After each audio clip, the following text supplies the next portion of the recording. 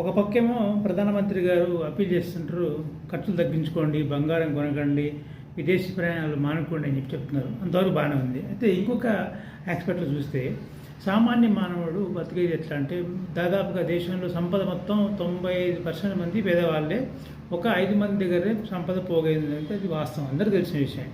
ఎందుకంటే as per ration card చూసినా, లేకపోతే ఇంకా జనాభా లెక్కల ప్రకారం చూసినా, ఏ లెక్కల ప్రకారం చూసినా కానీ దిగువ మధ్యతరగతి కుటుంబాలు ఎక్కువ ఉన్నాయి. సో వీళ్ళందరికీ ఎఫెక్ట్ పడేది ఎక్కడంటే, ఒక్కసారి పెట్రోల్ రేట్ చూస్తే మనం దాదాపు ఈ 15 తారీఖు నుంచి మేలోనే 3 సార్లు పెరిగింది. దాదాపుగా 8 రూపాయలు 9 రూపాయలు పెట్రోల్ మీద రేట్ పెరిగింది, డీజిల్ పెట్రోల్ మీద.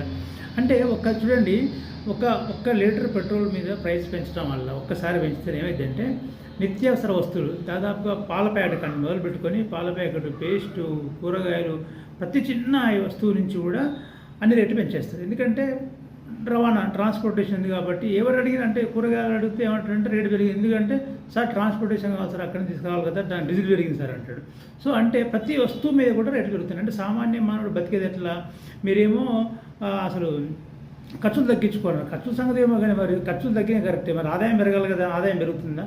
మీరు ఇంకా రేట్లు పెట్రోల్ రేట్ల మీద పెట్రోల్ డీజిల్ రేట్ల మీద రాష్ట్ర కేంద్ర ప్రభుత్వాలు ఎంత పన్నులు వసూలు చేస్తుంది? దాదాపుగా మనకు తెలుసు 40 నుంచి 55% పన్నులే ఉంటాయి. మనం పెట్రోల్ రేటు 45 రూపాయలు ఉంటే దాదాపుగా ఒక 50-60 రూపాయల వరకు కూడా పెట్రోల్ ప్రైసెస్ ఉంటాయి. రాష్ట్ర వ్యాట్ అయితే ఏంది, లేకపోతే కేంద్ర ప్రభుత్వ పన్నులు అయితే ఎక్సైజ్ డ్యూటీ అయితే అదనపు ఎక్సైజ్ డ్యూటీ అయితే ఇంకా ఇతరత్ర అన్ని సెస్సులు గిస్సులని కలిపితే అవే ఛార్జ్ చేస్తాయి, అవే అవుతున్నాయి. మరి అట్లప్పుడు ఈ ప్రభుత్వం ప్రజలు దేశం అంటే మట్టి కాదు, దేశం అంటే మనుషులు కదా, మరి దేశంలోని మనుషులను బతికించడం కోసం పెట్రోల్ రేట్ల మీద ఉన్నటువంటి ప్రైసెస్ తగ్గించవచ్చు కదా. ప్రైస్ తగ్గించమంటే సరే మీరు అంటారు, ఏదైతే చమురు సంస్థలు ఉన్నాయి వాళ్ళు లాస్లో ఉన్నారంటే లాస్లో ఏం లేదు, వాళ్ళు బ్రహ్మాండంగా ఉన్నారు. వాళ్ళకు కూడా పర్సంటేజ్ బ్రహ్మాండంగా లాస్ట్ ఇయర్ చూస్తే వాళ్ళ ఆర్థిక బ్యాలెన్స్ షీట్ చూస్తే చాలా ప్రాఫిట్ వచ్చినాయి వాళ్ళకు కూడా.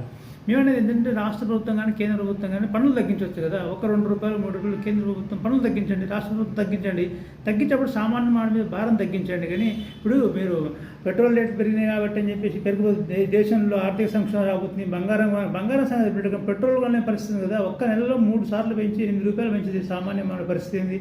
పాల ప్యాకెట్ కానీ మొదలు పెట్టుకొని టూత్ పేస్ట్ వరకు కూడా రేట్లు పెరుగుతున్నాయి. సో కేంద్ర రాష్ట్ర ప్రభుత్వాలకు చేసే విజ్ఞప్తి ఏంటంటే, దయచేసి ఈ పన్నులు ఏవైతున్నాయో, ఈ ట్యాక్సెస్ అదనపు ట్యాక్సెస్ ఉన్నాయి కదా, అవి కొంచెం తగ్గించి ఊరట కలిగించండి. ప్రతిపక్షంలో మాత్రం మేము రాగానే తగ్గిస్తాం అని చెప్తారు, ఏం తగ్గించారు. ఇవాళ కేంద్ర ప్రభుత్వం తగ్గించవచ్చు కదా, అదనపు పన్నులు అని చెప్పేసి ఎక్సైజ్ డ్యూటీ అని చెప్పి చాలా పనులు వేస్తుంది కేంద్ర ప్రభుత్వం. రాష్ట్ర ప్రభుత్వం వేటాన్ని ఎక్కువ వేస్తుంది. సో ఇవన్నీ తగ్గించవచ్చు కదా, ప్రజలకు భారం కల్పించకుండా. చూడండి, మీరు అది చేయరు. ఖర్చులు తగ్గించుకోండి, ప్రయాణాలు తగ్గించండి. ప్రయాణాలు ఎవరు